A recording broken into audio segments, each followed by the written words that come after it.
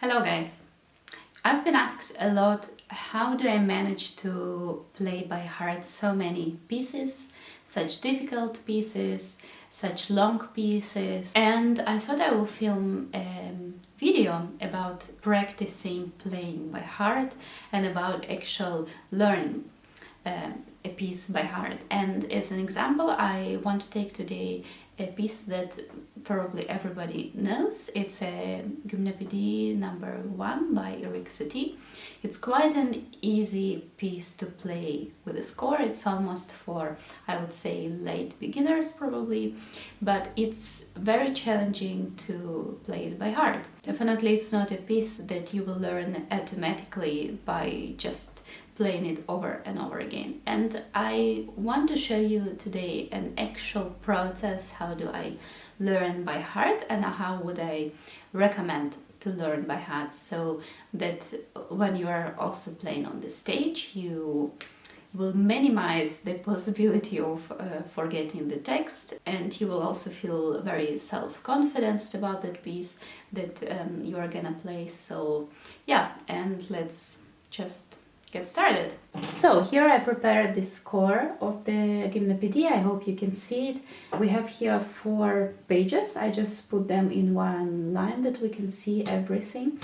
And the first thing that we should make clear that of course you start learning by heart only when you feel comfortable playing actually with the music.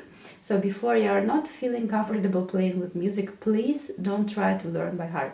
I also know some people sometimes try to learn by heart from the basically first time when they see a piece, like they sight read it and they try to learn it immediately. I think this is very wrong. I think that first of all you should get it played very well with a score, and when you already feel quite well about it and you just feel you want something extra and you want to learn it by heart, that's what you do.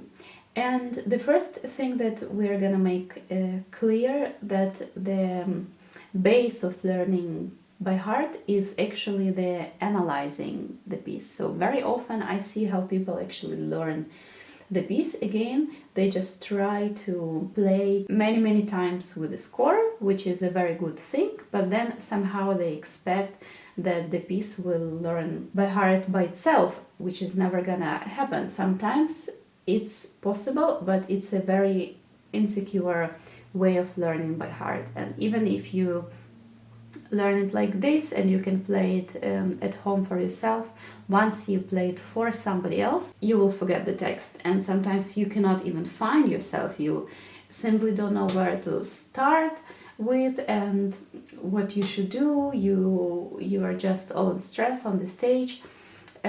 This is the result of learning a piece by heart in a wrong way. So we just start now by analyzing it in a very simple way. It doesn't have to be like super complicated way. It also doesn't have to be like, you know, a right way of analyzing. You just need to analyze it for yourself. And I guess everybody knows the Gymnopedie. I'm not gonna play it now full, but what will I do is now just play the melody.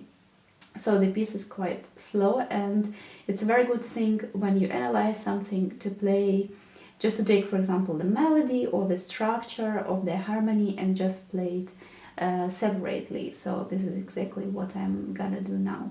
So first I will play the melody.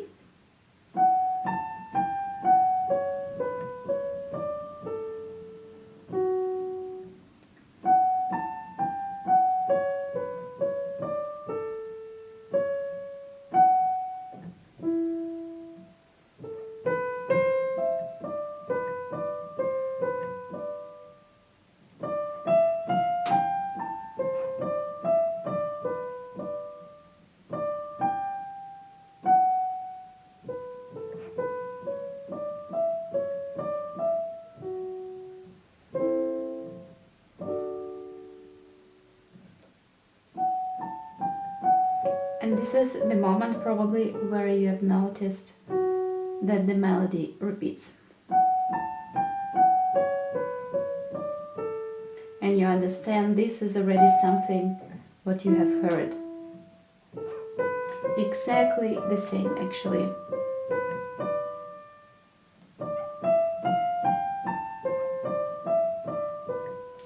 And if you're attentive enough, now you can hear that something has changed.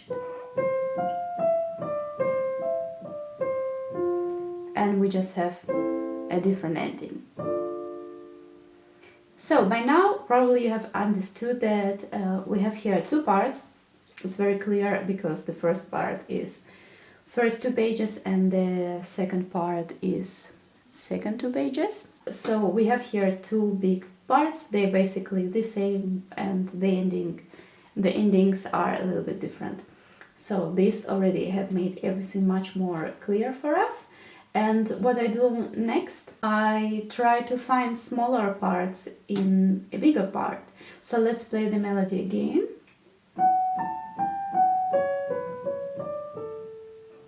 Probably you have heard that that was the first phrase, that was the second phrase.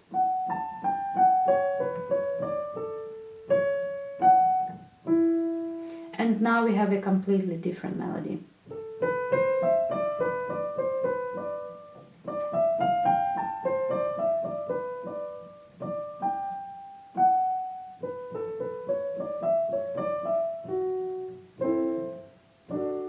So I think this is simply the first part until here, and this is the second part, so let's do like that.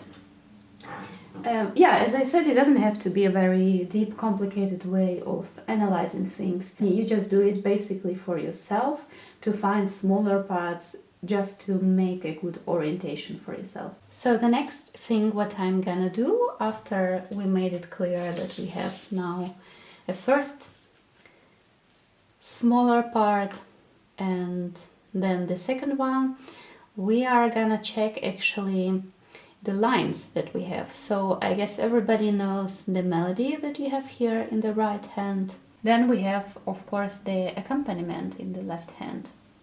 But if you're attentive enough, you will see that your accompaniment consists of two lines. You have here the line of the chords, here up, and the line of the bass down.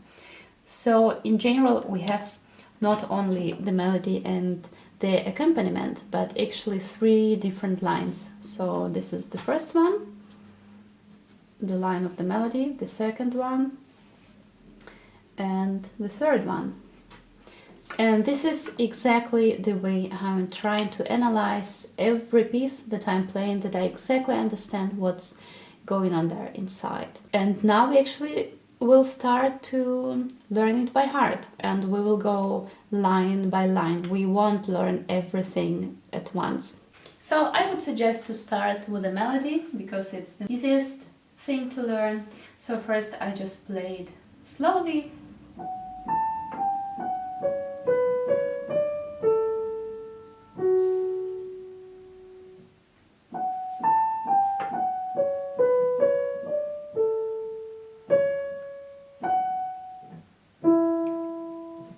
Here is our first small part, and basically what I try to do right from the beginning, I try to listen to myself when I'm playing it, and when I'm finished I just turn my music and I try to play it by heart, and let's see how it's gonna work.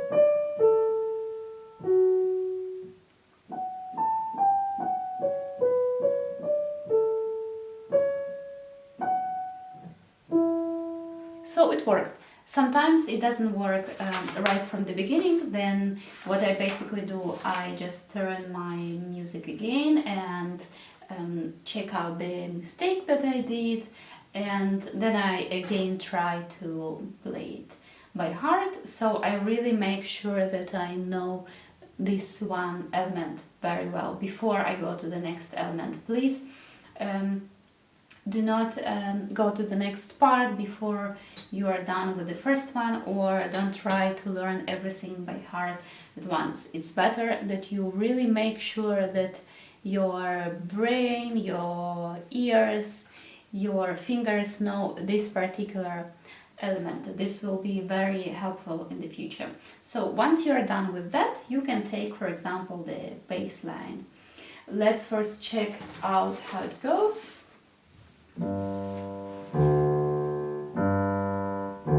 Okay, so it's quite simple. It's always repeats.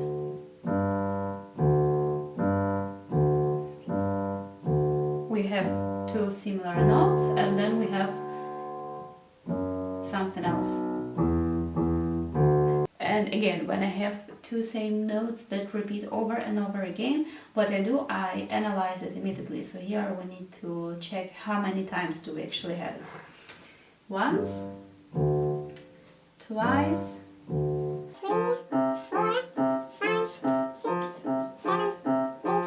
8 times, and then we have something else, then we have the ending. So 8 times. And this is clear, you just play it 8 times, like 1, 2, you don't need to do something extra for that. And then we need to check the ending, and it's like this: F sharp, B, E, E, D. You just have to memorize it immediately. F sharp, B, E, E, D.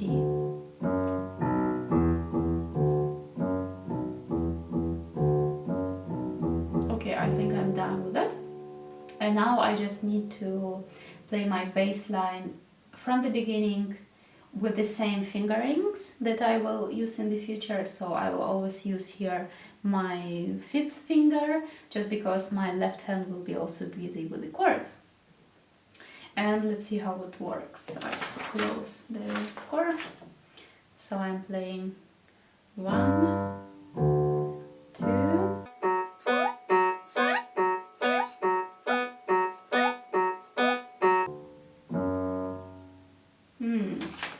This I'm not sure about. How was it? F sharp, B, 2 times E. Yeah, you see, sometimes you think that it's a very simple thing, but it always depends how you move from the part that was before. So it was... Yeah, then I would suggest that I really repeat it once again from the beginning to make sure that I can play everything through with my 5th finger without any mistakes until I feel well about that. And when I'm done, maybe actually you also take a few days just to do that. It doesn't have to happen in like 5 minutes that you learn something like this by heart. It's more important that your brain really takes time to understand everything what's going on. So what I would suggest to do after that, before you add the chords, is actually play your bass line with the melody.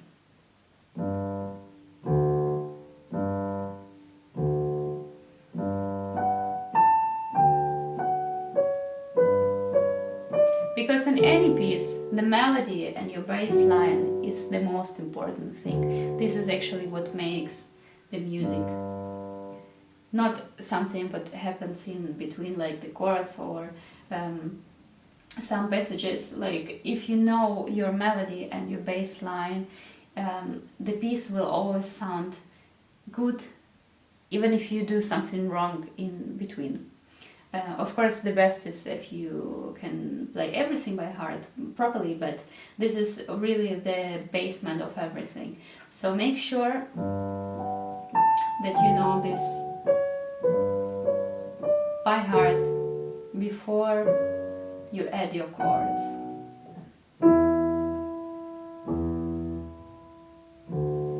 Yeah, really just take a few days if you need just to learn this by heart, and always check yourself by not looking into the music. The best if you just turn it like this other way, because I know exactly when you can see your music, you will always check it when you forget something, and you actually cannot really control how well you already know this particular place.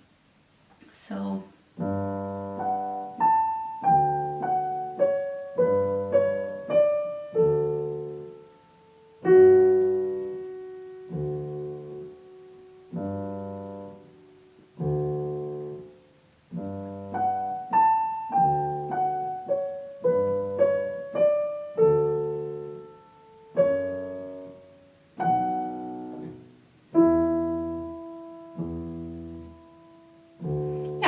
I'm done with that, and only after that you can add your chords.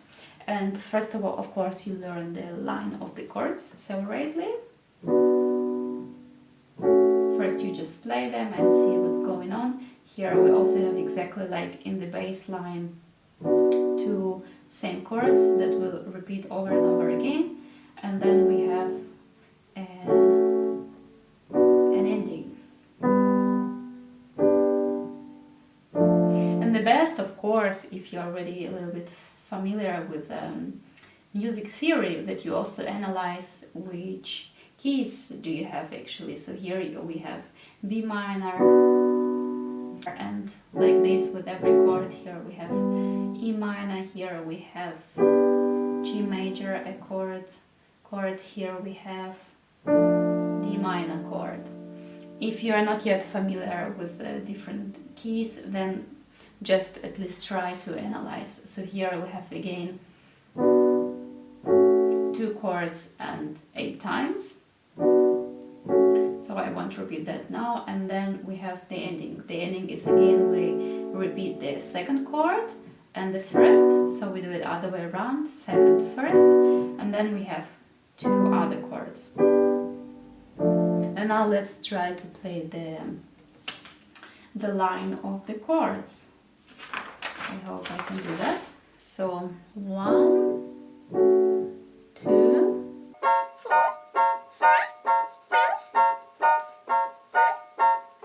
Now other way around, and my last 3 chords. So I think now I'm done with that. And then what I would suggest to learn by heart your left hand separately, so the bass and the chords. I guess in the beginning everybody plays it with 2 hands, but doesn't matter.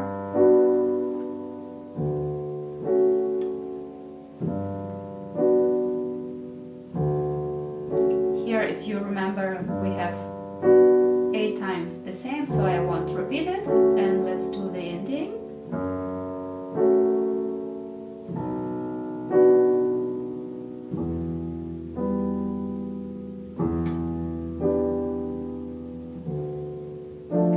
Let's check myself without the music. So once. Second time. I won't repeat it now 8 times, let's say 3 times, so this was the last one.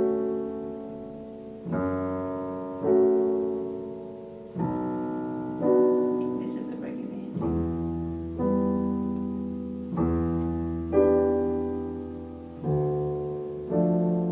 And as I said, don't be sad if it takes you really a few days to do that.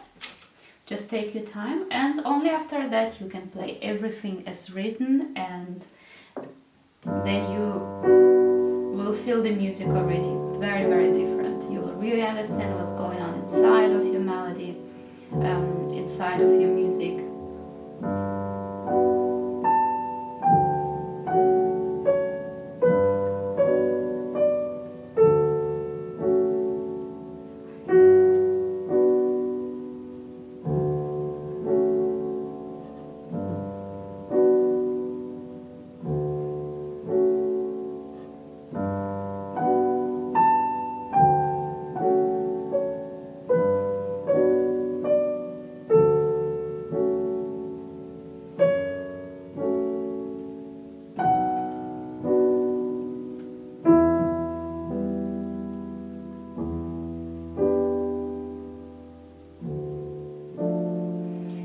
And then you of course check it without the music. I won't show it for now. And then you do absolutely the same with your second smaller part, and after you are done with that, because you remember we have 2 big parts and they are actually the same except of the ending, then you just learn the ending of the second part separately, right?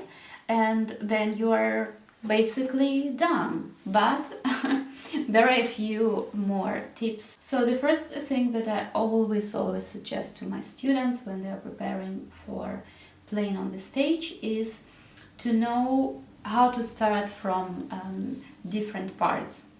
Of course, from your main parts, from bigger parts, but also almost from any phrase, that you are really able to start with any phrase.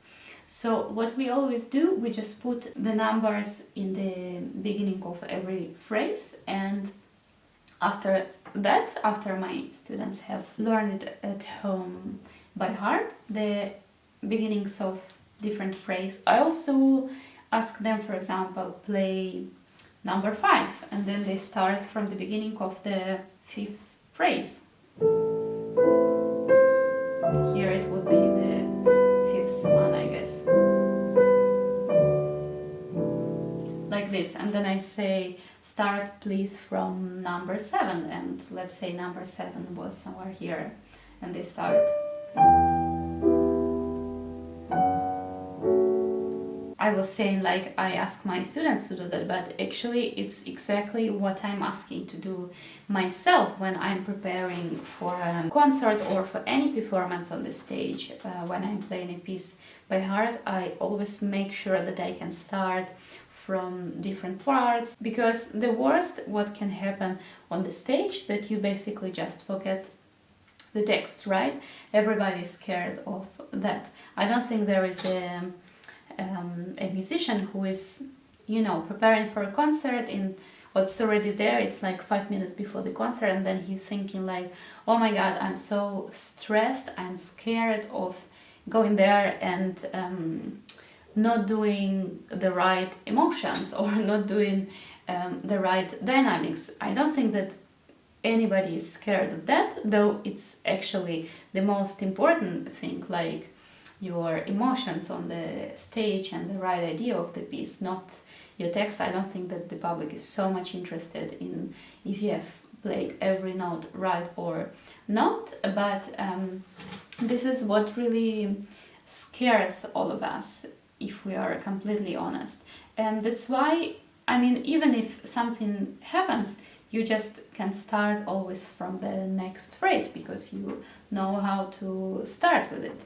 You know, so this is very, very helpful, and it definitely takes a lot of time, but I would highly recommend to take your time and to learn it if you are preparing for performing for other people. And the next small thing that I would recommend is to train yourself. If you lose a text, if you do a mistake or something, never to repeat even a bar before. If you don't know how to start exactly with this bar that you've lost yourself in, then start with the next phrase that you have learned, or with the next bar that you know. Never repeat the things, because the repetition, you can always hear it. Like the public will always hear that you repeat something, but not everybody will hear if you start with the next phrase or part. And the second is that if you have done already the mistake in this bar, it's most likely that you will do the same mistake, and then you will be lost again, and then you will have stress again in the same bar, and it will be quite noticeable. So the base of learning by heart, of playing by heart, is analyzing everything what you are doing, and of course training yourself especially for playing by heart. So I hope it was somehow helpful for you, and if so, please let me know. If not, please also let me know, then I will know in the future that I just have to do some other kind of videos. Actually, also I will be very happy if you just write me in the comments which kind of videos are you mostly interested in, except of recordings, of course, that I will post anyways. I guess everybody's interested in listening some recordings, but what about talking videos or vlogs? Just let me know, please, what's your favorite type of videos, because basically I'm just experimenting now with my channel and trying to notice what is mostly interesting for my audience. And thank you guys very, very much for your support, for your interest, and we will see each other in the next video. Bye!